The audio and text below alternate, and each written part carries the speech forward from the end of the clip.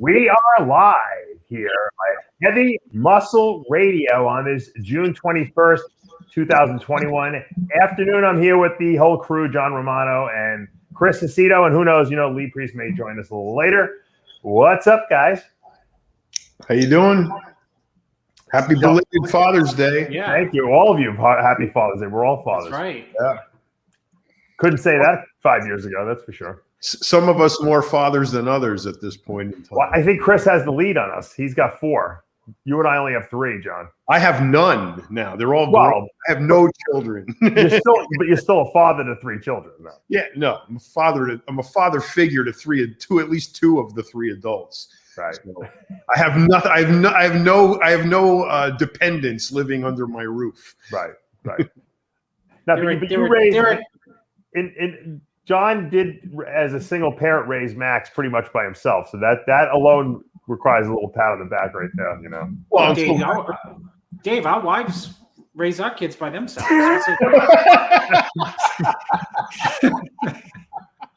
Well, at 10 years old, Valerie came along and took over. So she did. You stopped raising them at that point too. Oh, Dave, my mother used to. That's why it turned out so well. That's John. exactly. If it was left up to me, he'd be in prison right now, or the military. Now, I want to just give Tyler, the creator, some props. He redid the whole studio here created a new backdrop for me. It's beautiful. Yeah, he did. Richards. Did good. He's still working on it. We're still tweaking it, but it looks pretty good so far. I'm pretty happy. You'll see. We changed around things a lot here. So I like Chris's radiator with Chris Cormier's T-shirt on. Yeah, that's Cormier's T-shirt on the back. That's all I redecorated so far. Right there. It's like a weatherman. I can't get we got a high front coming in. Now, we do have some red light blasting in the background, but I look very red because I was out at for Father's Day. I took the kids to Sunsplash, which is like a water park here in Cape Coral. And you guys know I'm petrified of going on all these rides, with the highs, up high up in the air. But of course, because my kids, I can't be too much of a wimp, so I had to go on the rides and the Dave, water slides. you hate pools. Dave officially hates pools because of the fecal matter. No, I don't care. I'm not a germaphobe. I'm not a germaphobe.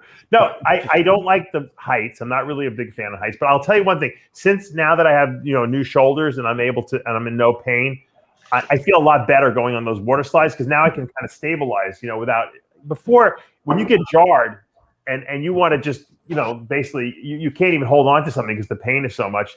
It's not fun to go on a ride, because the rides jar you. So now I can actually go on these rides. Dave froze, John. And I thought it was me because I have the shitty South Carolina cable, but that's okay, Dave. We can go. New studio. So anyways, I have a really good day with all the kids and everything like that. We come home and I have to get something out of my car and I flip the door open and it freaking catches me right above the eyebrow. It looks like I got hit with a right cross from Mike Tyson. Blood coming down my face. As my dad would say, Chris, you love when I quote my dad. He ruins every holiday. That was my as a kid, I was always in the emergency room, cut my finger open, my head open, this and that. So I didn't want to ruin Father's Day. So I decided to, since I, kind of am close to being a doctor, I figured I'd play doctor. So I went in and I got the steri strips out and I taped my head back together because I definitely needed at least 2 or 3 stitches in there. Dave, you know what? You know I have young kids when I'm drinking from a Thomas the Tank Engine. Dave's drinking from a Species cup. I thought you were on Biden's detail. Yeah, sippy cup. My son took my Iron Rage shaker away from me that he had sent to me, so he's got that. He confiscated that one from me. But I have none of these issues anymore. No. Yeah, anyway, I went out in the sun. I figured, I'm Italian. I tan, right, John? Right. And so my kids, my wife slathers my kids in all the sunblock and sunscreens. And I'm like, how long can we be here for? I'm in the lazy river. I'm going down the water slides. I get fried, burnt to a crisp. My head is like, it just hurts to touch it, And I got the farmer's tan because I wore the shirt. You know, look at that. Wow, you got fried, Dave. Yeah, you can really see it when you see the white under there. You know, You're definitely a UFO. Yeah. Unidentified flying object. There you go. There you go. Good job. Yeah. So that was. What did you guys do for Father's Day? What did you do, Chris?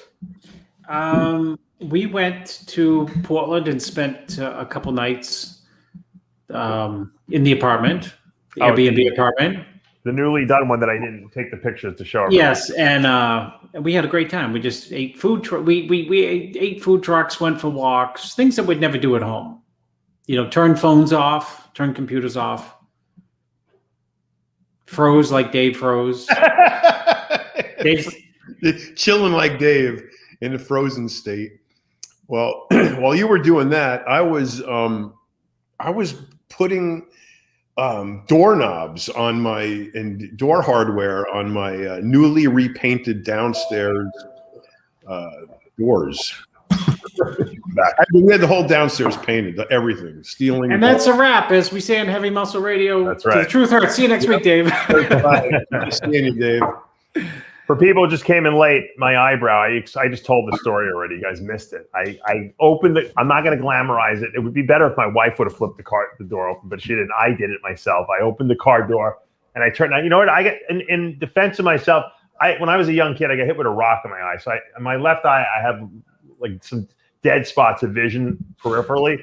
So I flipped the door open and I turned and it hit me, caught me right in the eye and opened up my eyebrow there. So you know, I'm sure, and if Amanda pops in, she will attest to this fact that this was something would have been totally unavoidable if you had listened to Amanda. No, in fact, she told me go in the car. No, she actually sent me to the car to get this remote control. And the problem is that I can't do two things at one time. So if I try to do two things at one time, I fail at everything. That's why I tell people, be good at really one good thing. Women can do like three things at the same time. I cannot. Focus. I know my limitations. I have to focus on one thing at a time. If I try to look at my phone while doing something else, I'm going to get hit in the eye with a car. Multitasking is overrated, Dave. Yeah, it is. They say men can't multitask, but women can. Is that true? I multitask all the time. I don't know what got you guys. I always do it. My wife could watch TV and study at the same time and learn. If I have a TV playing in the backdrop, all I'm doing is humming the tune that's on the TV. I don't even know what I'm reading anymore. I could never do two things like that at the same time. They should do we all have our limitations. Yeah. They should do some kind of a show on that. Like a study on that, rather. The Journal of Education and long live the journal. Yeah. Journal. So I was on a lake on a boat Saturday, and we went out on the lake. Right. And there was this huge rock sticking up out of the lake, and all the kids were jumping off it. One of the adults did. And so I swam over there and did it. And I have officially knocked that element off my now country boy bucket list. I have jumped off a rock into a lake. Yeah, you're pretty crazy to do that, I think. But well, yeah, you could see there was this rock sticking out at the bottom, and you had to like push off, to like clear the rock. And of course, well, I did it after like 37 people went, so the rock was wet. And when I pushed off, my leg slipped, and I went tilting forward, and I almost fell in the water. So I'm sure it was a lot of fun, but I'm sure it must have looked really silly to everybody watching. But sure. Glad I could entertain you all. What, Chris? What did you do yesterday? I mean, aside from the hang out at the condo, or whatever. Yes, I spent. You'll laugh, Dave, because you can't make this stuff up. Yeah. I was left at the playground with my 7-year-old. Yeah. And I was so tired by the time my wife took the 2-year-old away and the older kids were gone, I laid on a park bench and woke up 90 minutes later. Whoa, an hour and a half in the park? What did you sticker over you? Like an unhoused person. Oh my God. Not to be confused, John, with homeless. It's called unhoused. Or domestically challenged. So I woke up and woke up in a crazy panic. And where was My son was right in front of me, still playing at the playground. But it was a bench, and I was just so beaten. I said, you know what, if I could just shut my eyes here for like 4 minutes, 90 minutes. Supervising, is that what the my kid would never? No, you know what happened, Dave, is I committed to no phone, no computer, no nothing for 2 days. So you just realize when that stimulus is all shut off, you realize, wow, I'm beat. Right? Because otherwise you could be beat, but you're answering phone calls of like complaints and this and that, and it keeps you, hyped up. True. But I enjoyed the day. I like Father's Day. It's I remember my first Father's Day, my kids did something, I actually have it right up there. They made some artwork for me. I was like, wow, what a great day, honoring your father. My daughter did a some kind of like a little happy Father's Day card, and I was like, I had tears in my eyes. It'll pass when they start taking the car and not bringing it back filled up with gas. Chris, I'm sure you've answered this for me before, but I'm old and forget. What are the age ranges of your kids? 17 to 2. Wow. And how many of them? 3, 4? 4. 4. Wow. Boys and girls? All boys, John. No, really? Yep. Keep trying, John, and he can't get it right. Well, that's got a lot to say for Chris's maintenance of his testosterone. That's right. In Guadalajara, it's a lock you're having a girl because there's so much xenoestrogen in the environment that you're not going to have a boy no matter what. No. It's 6-to-1 the ratio down there. Well, you know what? I gave up on even thinking about a girl because, like, gosh, boy, And they're all like sports oriented athletes. Yeah, they're all doing sports. Wow. They're all like Kai Green, John. Yeah, I'll bet. I'm sure. The genetic. Yeah. All right, hold on. I'm going to show you guys something here. I built one of those. I decided to go on the fastest water slide to prove that I can handle it. Because I'm a little nervous with going on heights and stuff like that. And I said, you know what? I can swim, so I don't care. This dumps out into 8 feet of water. So here, I'm going to show you guys this. Everyone can get a load of me. Hold on, here we go. This video, I hope? Yep, it's video. Okay, good. Where are you? I'm at the top. There I am. There you are, okay. About to go down the slide. That's it? It's a slide. What do you want me to do? That's it? I'm showing you. I'm swimming to the side too. Look, new shoulders. Oh, look at the shoulders. I was going to say, Look at that. Would have drowned 5 years ago, Dave. Yeah, I know, but I'm talking about those slides where you got to walk up 17 flights. Oh no, we did that too. But I don't. You can't really show the whole process of that. All you can show me is dumping out the bottom because they're like you're inside a tube. I love that. I know we did it. They talked me into it. It was really, really high up too, and I was like not happy about the whole thing. I just don't like heights. I'm just not. What is that, Dave? Like 6 feet up? That was like 20 feet, Chris. That was pretty tall. That wasn't 20 feet. It was. It doesn't look that bad. It was pretty high. 65 feet. It's the angle. It felt like it was 65 feet up there. Yeah, I'm sure it did. Hold on, let me see if I can find the monster, the green monster that we went up. Oh, green monster. My son looked at the highest point you could possibly find. He's like, "Let's go on that." Right? I mean, he had to have that one. He needs to hang out with Uncle John because I'm not afraid of any of that shit. Yeah. I'll take him up El Capitan. We'll go. That's some nice high rides. Oh, you want to see Logan do some cool stuff? Watch this. Hold on. He's way more interesting than you. Hold on. I'm going to show you the Ninja Warrior thing he did. Hold on. Watch this. I can't believe he did it at 5 years old. I was pretty impressed. Good job, Logan. Right to you. Logan. Wow, he's a little Ninja Warrior. Hold the rope, Logan. Can you hear my voice? Yeah, of course. Okay.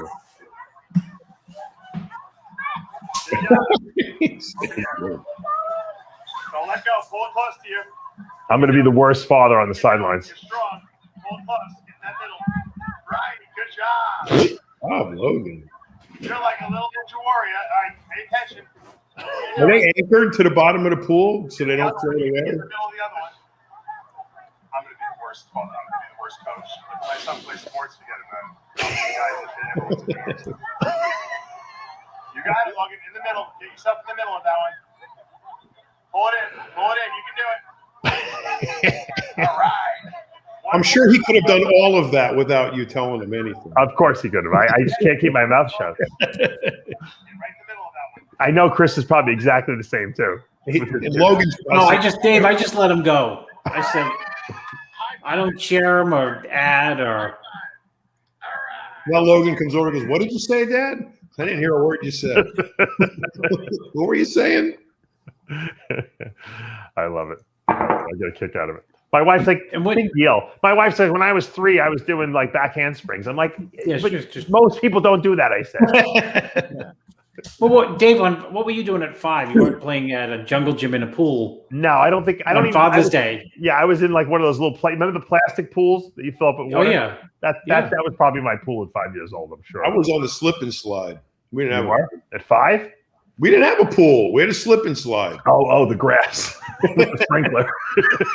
No, it was this plastic thing you rolled out on the grass and you put the hose to it, and it had little holes in it, and it got all wet. And you had to run from one end of the yard, and then you hit that thing and you dive on it, and you slide all the way down. Yeah. We had that. My son lasted 10 minutes on the thing fully Well, broke. we figured out that you had to put it in the trench so that when you went through it, you popped up the other side. You went like 9 feet in the air, and you could do a flip and land on your feet. Exactly. Right. So someone says that George Farah did an interview on Generation Iron saying he could have brought Ramy to the Olympia title way faster. Of course.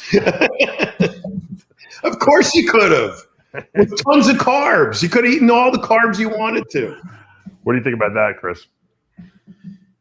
I probably could have brought Phil 9 Olympias and Ronnie 8, and I mean, conjecture. Yeah, who knows? Actually, George actually texted me a happy Father's Day, so that was Yeah, nice. me too. I'm going to go out. I'm going to take it a step further and say I could have gotten George Farah to win the Olympia. Yeah, well, there you go. You guys should hook up. Maybe come back. If you want some, Yeah. It's that What's up with weird your t-shirt, John? Dave. It's the weird unprovable, right? Isn't it the weird unprovable? That's what that is. Yeah, it's the Monday morning quarterback, right? Yep. Chris, they want to know if, Chris, this is the biggest compliment I've ever seen. Are you wearing a toupee? No, but my hair is thinning. Chris sure. Chris has got the greatest head of hair. Maybe aside, I don't know who's got a better head, John, Chris or Jay Cutler. Jay. Jay Yeah. Jay has hair for days. But you know what? Yeah. I bet if Chris styled his hair every day, and No, I don't even comb it. Let me He see. doesn't even do anything I don't with own it. a comb. I don't own a comb. People laugh. I don't own a comb. I I'm cut my hair in the sure morning. Jay gets his hair colored, and Frosted. And all that stuff. Him and Blackman were trading frosting tips. Because How come his looks so much more masculine than Blackman? No, because Blackman was having his mustache frosted. Not Unbelievable. You can't make this stuff up. I used to do it. But, All right, I want to show you this. I got to be honest. I'm very impressed with Akim Williams the way he's looking. I want your impression. Oh, we're going to talk about bodybuilding now? We're going to talk a little bodybuilding. Yeah. Cool. Yeah, but it's a great physique now. But somebody's going to over diuretic him, and he's going to come in looking deflated. My friend Justin Miller is now working with him because Oscar, I think, is off the grid somewhere. I don't know what happened with Oscar. And no, I'm not wearing lipstick. I got a red light shining on me. They want to know if I'm wearing lipstick. Red lipstick. Red lipstick. Yeah. All these guys look phenomenal a few weeks out, and then somebody gives them too many diuretics, and they look like shit. I think Akim is this might be his best yet. You know what? I told him years ago when I started working with him, and I was working with him, and I said, Akim, you're going to get better and better and better. You just have to be patient. I said, you're going to arrive, and when you arrive, you're going to be very, very hard to beat. And I think he's at that level now. And Chris, you can say I'm wrong or right. That where he's at such a high level now that he's going to be very difficult to beat. At shows like the Arnold and New York Pro, if he decides to do those. And I think at the Olympia, I think he's a solid top 5 guy. What do you think? Well, I mean, he was. What place did he place at the Olympia last year? 6. Right. I mean, he was, and arguably could have been higher. So yeah, he was. I was going to say was an extremely solid sixth. And yes, Dave, you always used to say that from day one about Akim that that at some point his physique was going to mature, it's going to get denser, going to get leaner. He's been patient, Akim, because I think Akim, more than not everyone, but he's right up there in terms of having done shows where you could have left the show and said, you know what, Akim should have been higher. Akim should have been higher. Mm-hmm. A lot of shows, especially Olympias. I think there's been a couple, Olympias, 2019, 2020. He could have placed higher in those shows. Right. I mean, it's the Olympia, right? There's tons of depth, but Akim's super dangerous, Yeah. And his physique is maturing and it's getting denser and he's getting leaner. Yeah. He's dangerous in any show. He's a freak. This is a great comment someone wrote. If Akim stayed with Dave, he would have won 5 Olympias already. There you go. That was a quicker. There's some truth to that. 5 Olympias. He's got a great physique, Why is it that diuretic use today is automatic, whether you need it or not? Why do they do that? Well, you know what though, John? I'll tell you, Akim always needed diuretics. He was very watery. Some guys are more watery than others. I don't think everyone needs a lot of diuretics. Most guys I don't use a lot, maybe half a diazide here or there. But some guys, you can give them a ton of diuretics. Chris, you work with a lot of those water balloons, and it's like the stuff doesn't work or something like that on them the same way, because I think everyone's body responds differently to diuretics. I'm very sensitive. I take a half a diazide, I'll lose 15 pounds of water from it, and I don't even need to lose 15 pounds of water. So I have to be careful how much I take. Whereas another person, you can give them a whole diazide, and it's like they pee for they go 1 pee in the toilet, and that's it. Yeah, everyone's different, and it's and sometimes the lighting at these shows is not that good. I mean, we look at people, running up the shows and they look really good, and then we see the whole lineup on stage, and Monday morning quarterbacks, myself included, say, well, nobody looked really hard, and somebody might call me and say, Chris, I was there. People were like really hard. Just the lighting, the pictures you were looking at, people don't look that great in the pictures. Because some of these shows are just, not to knock the show, but they're not like lit for, the best lighting, especially when it comes to pictures. I mean, you can make the differential when you're there in person, who looks the best and who doesn't look the best, and who's in great condition and who's in, let's say so-so condition. Right. But a lot of times you see the pictures of, after the show, and the guy who looks like he's in so-so condition looks like he might be in almost the best condition. It's hard to make the differential sometimes. True. I love this picture. I want to put it up just for you to get your commentary. Terrence Ruffin and Robbie Robinson. How freaky is Robbie Robinson at 70-something years old? Freak show. Unbelievable. Isn't that great? Dave, it's so funny that you put that up. Someone sent me a link on Instagram that Rick Valente was on Instagram. So, John, Rick Valente, sure. A fixture in Gold's Gym, and someone just told me, he's still there on a daily basis at Gold's Venice. So I clicked on, never been there before, Rick Valente's Instagram, and he was celebrating Robbie's 75th birthday. And Robbie's talking like he's 40. You know what I mean? Just the mannerisms, the strength of his voice, the energy, the articulate, everything. You know what? It's the California lifestyle. John can attest to this. It's like everyone's a little, just more mellow there. And nobody's multitasking out there, Dave. No. Look, Robbie's his whole. I don't think Robbie ever had a real job, right? He probably was a bodybuilder his whole life. I mean, he lived a bodybuilding lifestyle, sleeps, eats well, takes his vitamins and stuff like that, and trains, 5 days a week, and does his cardio, walks the beach, and I mean, that's how you live forever, right? When you do stuff, when you live that lifestyle. He was the first bodybuilder I ever saw training at Gold's. When I first got to California, it was when Gold's was on 2nd Street in Santa Monica, and you could hear the clanking when you turned the corner. And there was a window next to the door, and he was standing in the window with sunglasses on doing dumbbell shrugs. That was the first image I had of Golds. And it was just an amazing sight to see. He's still doing it after all these years. It's just amazing. Yeah, he's a fixture there. He never left. He is a Venice bodybuilder through and through, you know? Yeah, he's a lifer, as we say. But, you know, there's a lot to be said for that. That environment there in Venice was so conducive to living a healthy lifestyle. I'm sure it's not now with all of the dreck that you have to weed through. But being so close to the beach and being able to enjoy, you know, running, training, all kinds of, bike riding, rollerblading, all that kind of stuff you were able to do. You know, that area lent itself to with a 35-mile bike path that was devoid of cars and traffic.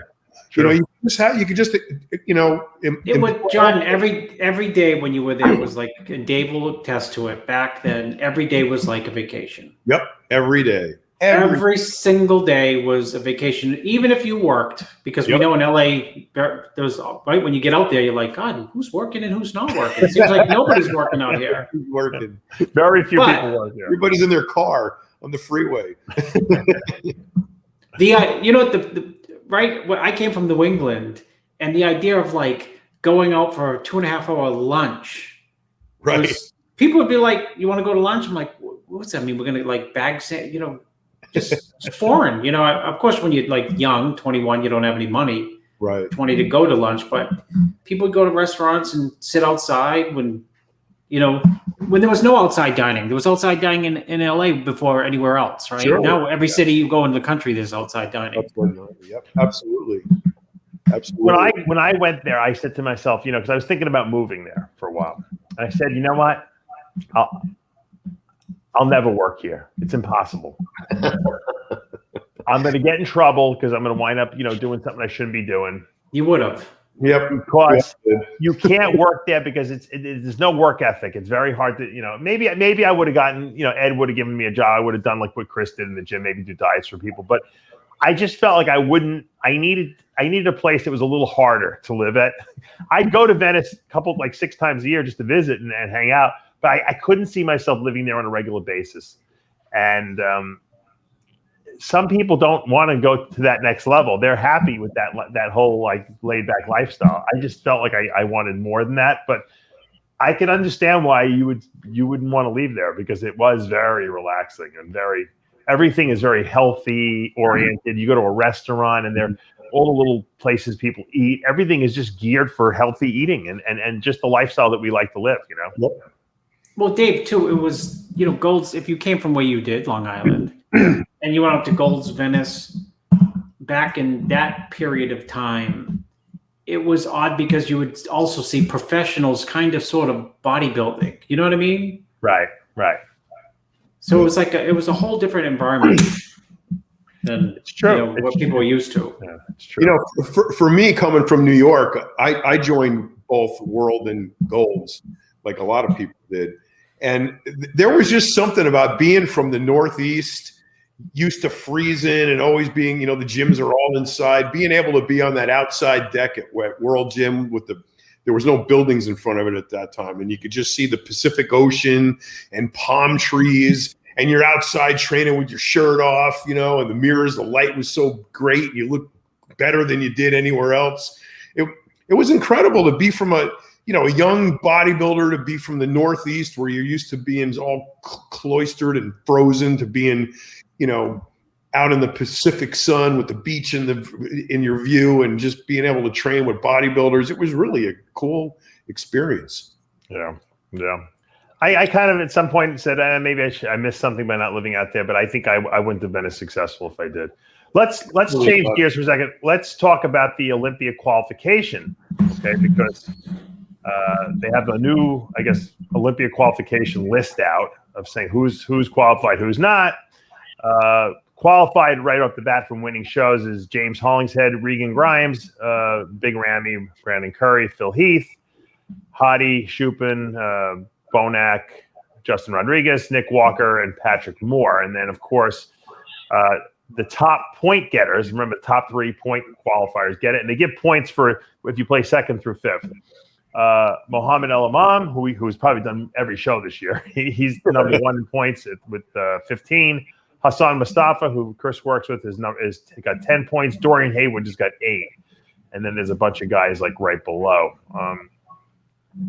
I think we're going to see a lot of reshuffling still, but so far so good. We have a pretty good lineup, Chris, set to compete at the Olympia this year. Yeah, I mean, it's funny Phil's named in there. Yeah, will we see Phil do the show, you think? Absolutely no. No? Okay. Phil's done. You think I don't know if he's done, but I just know he's done this year. I don't see him coming back. You know, why do you say that, Chris? Why do I see him coming back? No, why do you say he's done this year? Because he's too small right now and he's got 16 weeks. Oh. That's the reason. That's a good reason. I don't see him being able to win again ever unless everybody shows up like shit. Well, I mean, I see John's point. Like, can he win again? But the flip side is, no matter who you are, and you try to make a comeback. Coleman tried it. The only one who did it was Jay. And when Jay tried to do it the second time, he couldn't. But when you come back, you need more time. And I think Phil really last year, did he take like a full year, which he probably needed to say like, okay, I'm making a comeback. No. It was kind of like, there's a huge difference between I'm coming back with 20 weeks or 25 weeks versus I'm coming back with 55 or 60 weeks. So, I mean, we saw I thought Phil looked good last year all in all, but we just saw like the worst Phil of what we've seen.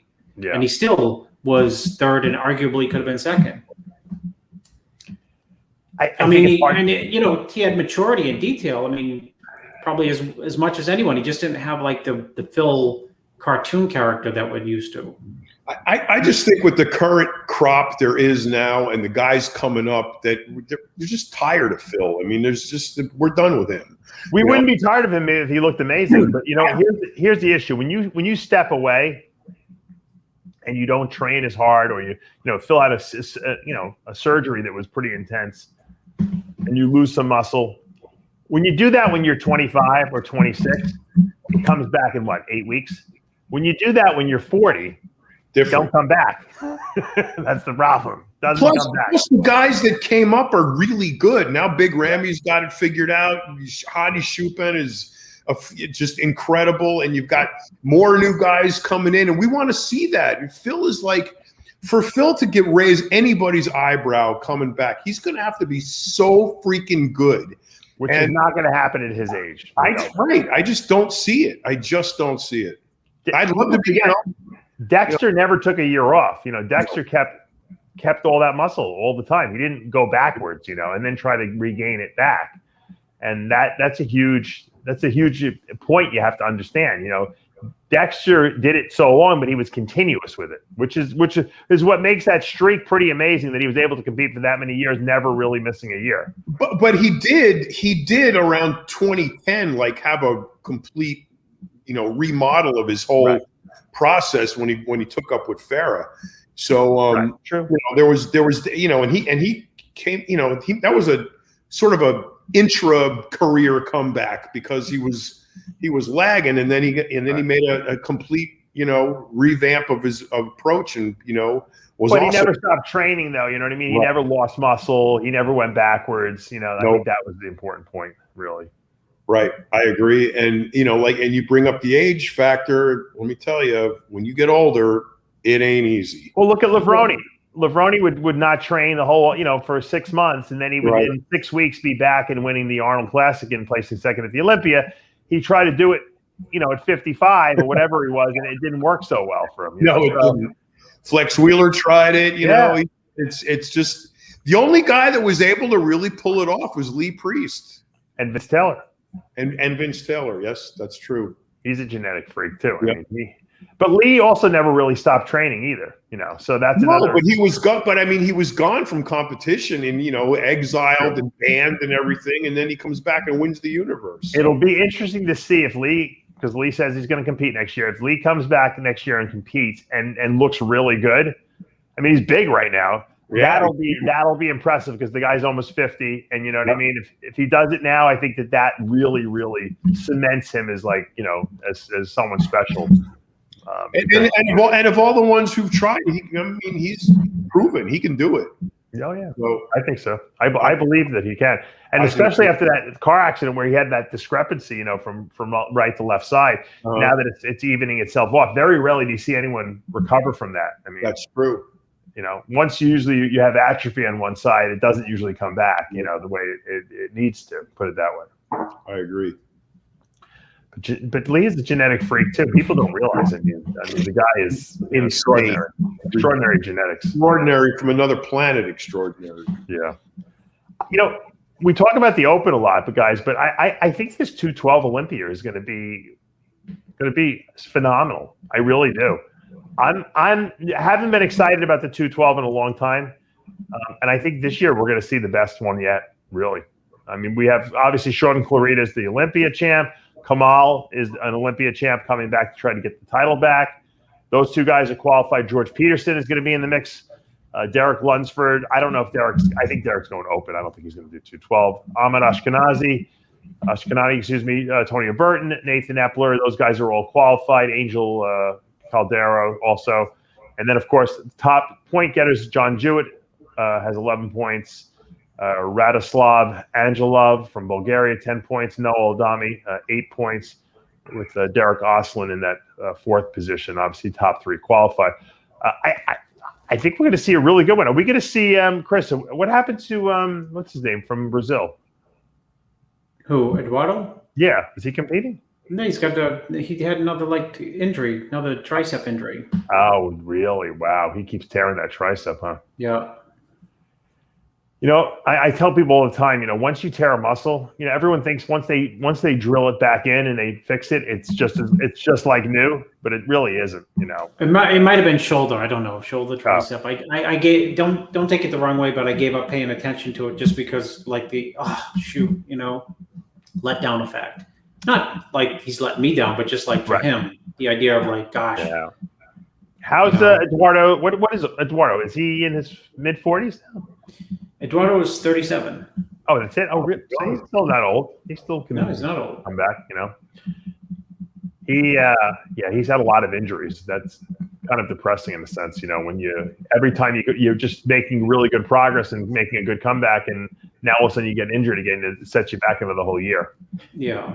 And he's not a guy who really will push himself. Like he won't try to get ready before it's time. He'll take his time and everything like that. 100%.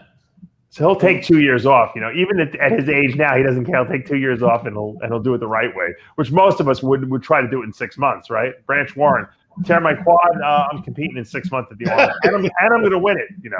Yeah, he'll compete when he's ready. That's the greatest injury recovery of all time. I still believe that. The Branch Warren tearing his quad, 6 months later coming back, winning the Arnold and looking good, not just getting a gift. Winning the Arnold. Yeah, no, you're 100% right. I mean, slipped on ice. He did a Palumbo, slipped. Yeah, well, but I'm telling you, the quad repair injury and the rehab of that is the most brutally painful, very uncomfortable, vulnerable feeling thing of all time. This guy was doing leg presses like 6 weeks after he did the injury. I mean, it's unbelievable. People didn't believe he injured it that simply because he was able to come back. I mean, that was the scuttlebutt. I don't. Which is not true, but just people were amazed with the idea that, tore it and he's back. I don't know how he came back from that injury because like I said, I've gone through 4 quad repairs already because and you're doing water slides. Well, yeah, I have. I have half a quad attachment there. I have my medial quad attached, and I don't have the lateral head. And I just gave up because it just keeps. I had it done 3 times. It just wasn't being fixed. But you know what? In the water, I'm equal. The water is the great equalizer. I guess equalizer. Your legs can kind of you can get away without your legs in the water. Yeah, they arms. You need arms in the water. So thank God I got my shoulders fixed. I was talking to who was I talking to about injuries, and it's like as we get older, the list gets longer and longer and longer. Chris is way. You know why Chris doesn't get injured, John? Because he doesn't work out He doesn't anymore. work out. He's smart. He's smarter. He's like Trump. He's saving his energy. Yeah, I'm saving my battery. The only time in the last 15 years that I know you, Chris, well, that you've ever complained is when you had that back problem. Oh yeah, that's it. That was from sleeping on too many couches, I think. Yeah. That's not from that's not from one arm rows or trying to make a comeback. Or That's from hotel rooms. with Dave, you know what's terrible about my hips though? What? My gait, the way that I walk, is Yeah. now exactly, of course, Your like my father's. It's the same exact gait, the same walk. You I made- used to look at him and think, I used to wonder, like, where did he get that walk from? I shuffle my feet like my father. And when I get at night, I hear myself shuffling to go to the bathroom so I don't like fall. You know, I'm trying But the real test is if you make your father's noises. That I don't. Not yet. You Well, will. Billy Crystal did a great. I don't know if any of you guys remember Billy Crystal. He was a comedian, very funny. He says that as you get older, you make when you have to get up out of a chair, you make louder and louder noises. As you get it gets louder and louder the noise as you get up out of the chair. He said. Those are your father's noises. Yeah, of course. Well, they're going to be my noises pretty soon. My son's going to be saying my father every time he gets up. He's like, oh, ooh, ooh,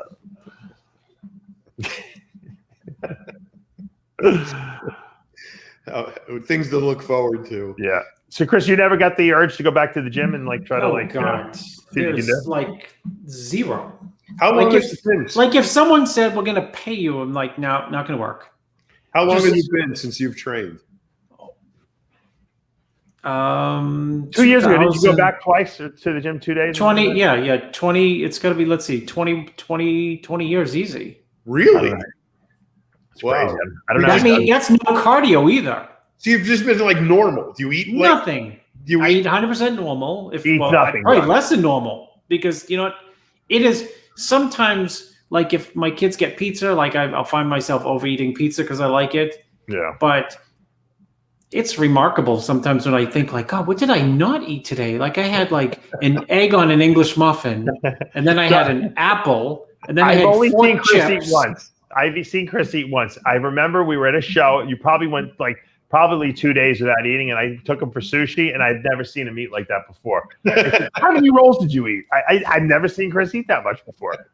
Was it sushi or was it the? Where was it? And I'll tell you. Where was it? I don't. You think I remember? I don't. We're at. It might have all been. over. It might have been. It might have been in Texas. You did well at that Thai restaurant in Australia we went to. Yeah, we almost died there due to heat. The people said it's really hot. And we're like we're Americans. We can handle hot. Yeah. You know, and the Thai food came. We almost like one bite. We both almost died. They had to rush bring out. us milk, right? Didn't they have that? No, bring us milk? coconut water. They had coconut water and milk. Coconut water. Yeah. Yeah. The soup with the coconut milk. No, John. The food was so hot that our mouths were burning, like the spice, and both of us were gonna. I didn't know how to stop it, and you try to drink water, it makes it worse. Right. So they're like, "Oh, no, we bring you milk," and I can't drink milk. I'm lactose intolerant, so they brought me coconut milk, and it worked. It took away the burning. Yeah. I don't know what the mechanism is of that, but I don't know. So they say tomato works also. oh, really? Maybe it tricks your taste bud into something else or something like that. I don't know. You know what's weird is that as uncomfortable and painful as that heat in your mouth is, it's also highly endorphin centric, and it's almost addictive. Why would you if something hurt and was burned your mouth like that? Why would you take a second bite? But yeah, it's a good question. you eat the whole plate because it's fucking good, and you get an endorphin rush from all the heat. Yeah, no, you're right. Tyler is nodding his head over there. He's agreeing with me. So I can get the endorphin rush, John, and not have to really? train. You just eat spicy food. Tyler he was worried he was going to become a Percocet addict, so he decided he just keeps Tabasco sauce in his girlfriend's pocketbook. He just every time he feels like popping a perk, he just puts on some Tabasco sauce on his tongue. Works, he said, every time. All right, Those hold on. little cookies from Colorado work good too. You just eat one of those, and I'm sure you're fine. Come in a little tube. It's pretty cool. All right, hold on. What Talking about freak shots, look at this shot of Rulli Winkler. Yeah, I saw that, and there's another one who's going to like blow it with diuretics and come in not like that. Why can't he show up like that? He should. If whatever he's eating now, he shouldn't change, right? No, he should come in just like that. But he's not gonna. Somebody's gonna make him do some shit, and he's not gonna look like that. I guarantee it. What's your take on that, Chris? You usually have a good analysis. I think he looks great, but the pictures are like filtered to smithereens. Oh, you think so? Oh my gosh! Even really? Shoulders. He should show up. He's got pec striations, though, Chris. You can't. No, I mean he looks outrageous, but he's unbeatable there because of the filters. Yeah. But somebody's going to pump him full of shit, and he's not going to come in like that. Watch. I guarantee it. He will not show up like that. Because if he – who could beat that? That is lethal right there. Yeah, it's true. Yeah, he is. That's a great – he does look lethal there, John. I mean, the shoulders, the arms. He's got the filled shoulders and arms at his prime plus the pecs. And his waist. I mean, he looks no midsection. Yeah, I was gonna say his waist even looks small in that picture. Yeah, right? He looks incredible. I always use Rulli as a litmus test, like when someone says, "Oh, so and so is great," and I say, "Like, could he beat Rulli?" And people are like, "No." Yeah. It's a way of measuring how great Rulli actually is. You know, when someone's, I totally agree. I always say, "How is he going to do against Rulli?" And they'd be like, "Oh, Rulli will kill him." I don't use like Phil or Ramy or Dexter or. But Rulli, as good as he is, as great and menacing and lethal as he is, he doesn't bring it. I mean, sometimes he does. He's brought that a couple times. Yeah. I've never seen him come in like that, like in that picture. I mean, that's where he should be. And then he dominates everything. There's no question. Does that beat Ramy? Yep. Well, he's got more striations than. Naturally than Ramy does. And he's more pleasing to look at. And yeah, he's got some things that Ramy doesn't have, but Ramy's got width and wild looking legs. So if you have width and wild looking legs, even if the legs aren't like crazy separated, it's still it's bells and whistles that nobody has a little bit better taper too, I think. Yeah, he has a better taper. Better beach shape. But Rulli's got just some monstrous. But Rulli is a big time wild card in terms of where could he place. He could place, extremely high. Yep. Well, that's why when I say, Akim Williams, we show a great picture of him, and he was saying last year, does he move up? Because now they have Rulli in the mix, and so. Someone else is going to have to be out of shape or is going to get knocked out of that top 6, so to speak. Who will that be? That's the question. Well, the show's miles away, Wow. The Olympia is going to be a good show. I really do. I do believe it. I totally agree. It's going to be a great show. Let's just go over the classic physique qualifications. Obviously, Chris Bumstead going to be back to defend his Olympia title there. And I think that we're going to see a really, really competitive classic. The classic might be actually the best bunch up there. We have Peter Molnar is qualified, Laszlo Karali, Akar Japara, of course, Chris Bumstead, Breon Ansley, Divine Wilson, Danny Yunin, George Kalawalu, Zeke Andrews, and Tony Tavares, with Tommy Clark leading the points, Terrence Ruffin. It's funny that Terrence isn't qualified yet. Yeah, it's funny he's not qualified, yeah. Tied for second in points with Sabor Favors and Alex Cabernero. How could Alex Cabernero not qualified? Didn't he win the Arnold last year? Oh, that was last year. He's got 10 points. So I guess we're going to see him on stage soon. So, I mean, there's a lot of good guys in this. There's a lot of heavy hitters in this who have points. There's guys that are going to be competing in shows this year trying to qualify. So I think that we're going to see a very, very, very competitive classic. Although I don't know if anyone's going to even be close to Chris Bumstead. It might just be Chris and then everyone else. What do you think, Chris? Well, he's going to be harder to beat than anyone else who's a defending champion in any other class because he's wider, he's taller, he's got great condition, he's won open amateur bodybuilding shows. He didn't come from like underdeveloped. He's, he won the North Americas. That was a long time ago. Yeah. So meaning he has the muscle to win, period, but he has a classic shape. Yeah. So he's bigger than people. He's taller and he's broader than people. We just compared to some degree. We just in the same sentence mentioned Rolly and Remy, and Remy has a better V taper because he's wider. Same thing with Chris Bumstead. You remember better V taper than people because he's wider. Do you remember when Corey Everson was winning Olympias back in the day, and she was like taller and just wider than everyone structurally? Yeah. She just was like a superior athlete, it looked like, and it looked like it was her and then everyone else. That's what the kind of thought. That's what I kind of see when I see Chris on stage with everyone else, because he's so much bigger than everyone else, just height wise and width wise, that your eyes can't go to anyone else except for him when he's on stage with them. Comparison, I think, is dead on. Makes 100% sense, because somebody can come into the show against Chris with more density, and I think. For the reason how you just explained it, it's not going to matter that much, or they could have more muscle in certain body parts, but I don't think it matters that much. He's got a big advantage with his structure, tiny waist, knows how to display his physique. And the fact is that he's markedly better now than he was last year, which was markedly better than the year before. So he's made 2 big jumps. I mean, nobody's done that. I mean, people in the classic division have made that big jump, right? Where they've come back the next year. But in the open, people haven't made like that marked, huge, big jump. So here he is winning, and he's improved 2 years in a row, and against people who have also improved 2 or 3 years in a row. So he's shown that he has the ability to keep the title by virtue of him improving. And the guys who can beat him all have to tap out of that class because they can't make the weight anymore, and they got to move up.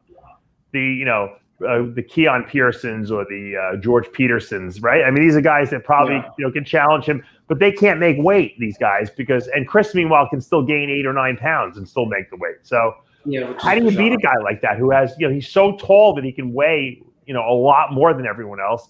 He's still growing into the class, and these other guys are all like, all right, well, I got to starve myself for a month to make weight, and then I don't even look that good because I'm losing too much. So I'm going to move up to the next weight class. So, I mean, how do you beat a guy like that? Well, add to it, David, when you win 2 titles, when you're still hungry, your confidence and ability to hone your physique gets even better. Right. You know what I mean?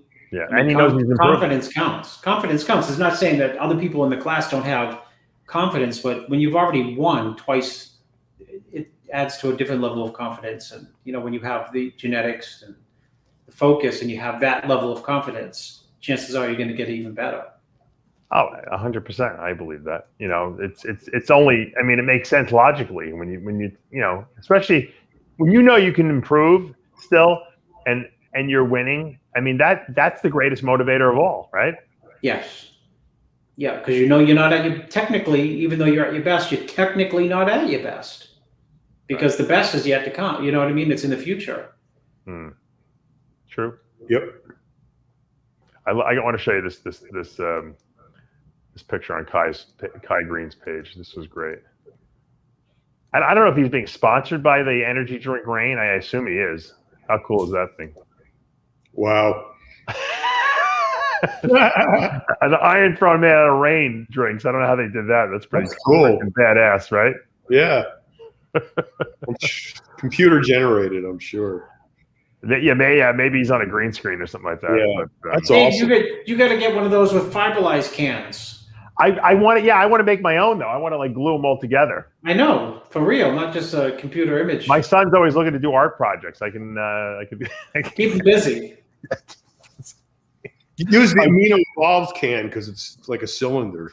That's true. It might. John's always thinking structurally because he's the John. Chris and I have no inkling whatsoever to build anything, and John's like thinking, I could actually do this if I could. I could definitely build that. We should have John build it. No 2 ways about it. My daughter, my 1.5-year-old daughter, Shayla, she's none of my other kids did this. I don't know if your kids did this. She's decided she's gonna.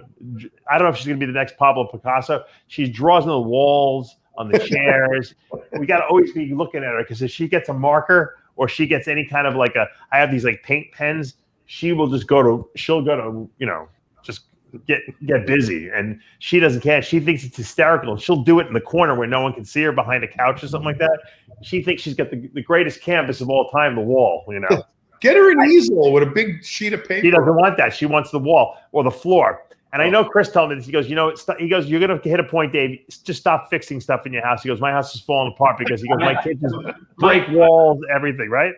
I used to have a spectacular house. We go to Airbnbs and people like, oh, there's damage here. I'm like, yeah, that was us. That's my own Airbnbs. Yeah. The cleaner will go in and say, yo, there's something broken here. I'm like, yeah, that was us. We were there last week. Yeah.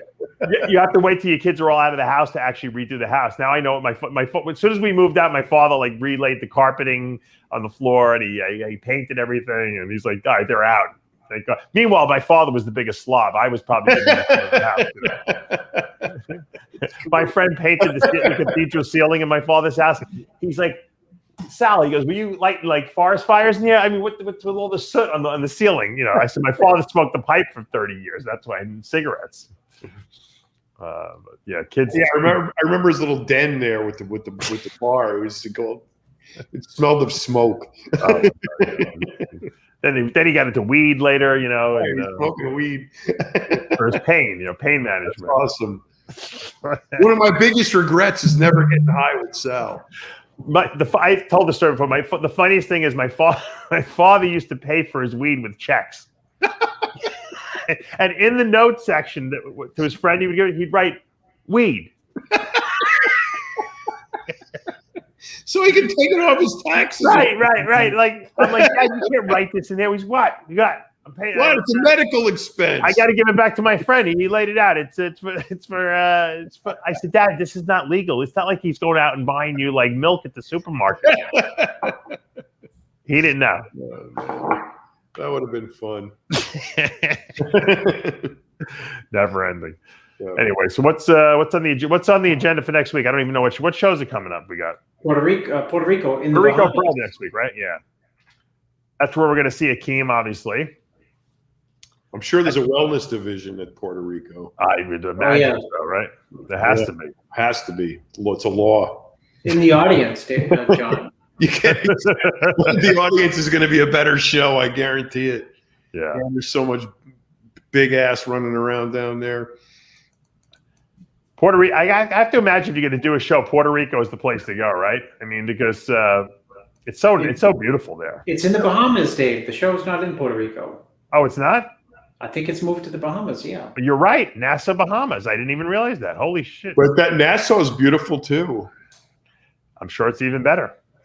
You know what I love about the Bahamas is there's so many islands and the water is so crystal clear that you can go from island to island and still see the bottom.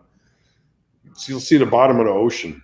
Yeah, I think when I went to Aruba, that was like that too. Mm-hmm. It was really nice. Actually, Sid, who works for us, he was trying to figure out where to go on vacation. I said, you got to go to Aruba. Aruba, it's a little expensive, Aruba, but it's gorgeous. I really like it. It's very high end, and it's not, the flight's not too bad from New York. It's pretty far though, but any Caribbean island is as good as Aruba, without having to go so far. Especially in January, John. Yes, right. I went to Aruba, but I went for free because I did a seminar while I was there, so I kind of piggybacked it on a vacation. So it just takes so freaking long to get there. I don't mind flying. At least I didn't mind flying back in the day. I guess if I had to take kids with me, it would be a different story. But I just go to sleep. You know that. Chris knows. I'm out the whole flight. Yeah, Dave slept all the way to Australia from 24 hours straight. Yeah, that flight from New York to Cairo almost freaking killed me. I thought I was going to die in the air. You have to take Xanax, John. You cannot be awake on the plane. I tried. I took Valium. I smoked, ate weed. I did everything I could think of. I was going to say you smoked weed. I'd like to know you did that. Oh, it was horrible. That's funny. And then when I got there, I was so freaking hungry. I had to eat everything that wasn't bolted down. That's funny. There was no food on the plane. All right. Let's wrap this up. Tyler's going to finish working on my studio and get this thing ready for after hours tomorrow morning. I was trying to look for the list for Aruba, but they don't have the list released yet. God forbid it is this weekend. But I have to imagine that Akim Williams is the favorite going into that show. Right?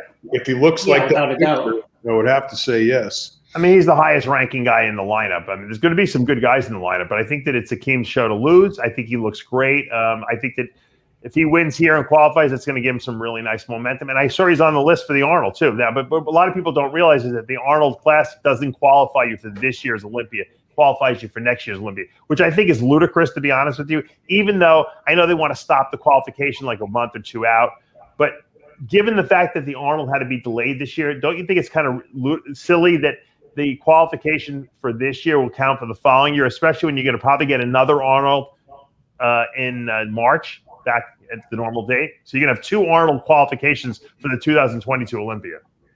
That makes a lot of sense. I don't understand. I just don't understand why they can't make John, because my reply was going to make it makes no sense. John one up it by makes a lot of sense. You're right, John. I remember back in the day, right? If you qualified the week before the Olympia, you went to the Olympia, right? What's wrong with that? I don't know. It's not like I mean, big deal. So you got to pay for a plane ticket for these people. You got maybe it's a little more expensive the last minute. I mean, what's the big deal? They do this on purpose because it gives us stuff to talk about. You know. I don't know. There's just weird rules. It's like the school system. Like in Florida, like in New York, if you're born December 31st, 2000. Then you're in that class. If you're born January 1st, you're in the next year's class. Down here in Florida, my son's born January 10th.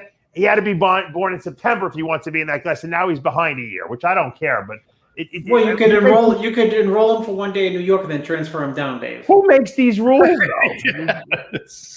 Yeah, who makes these rules? I mean, I don't know. We'd love to know.